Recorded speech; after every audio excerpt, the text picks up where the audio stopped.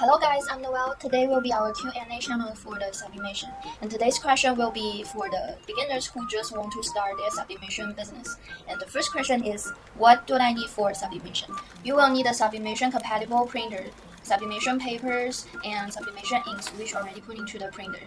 You will need a sublimation heat press machines and like the tumbler heat press and the sublimation oven which depends on your demand. You can choose your idle sublimation heat press machine and the sublimation blanks like the mugs, tumblers, and other things you want to print. And other tools that helps you print better like the heat-resistant gloves, heat-resistant tapes, silicone wrap, large binder clip scissors, and blower gun. 3 keys for sublimation. The first is the temperature. The second is the time. And the third is the pressure. The third question is, what can I sublimation onto? Products with the sublimation coating applied. The fabrics that are made from natural fibers, like this 100% cotton t-shirt, cannot be sublimated.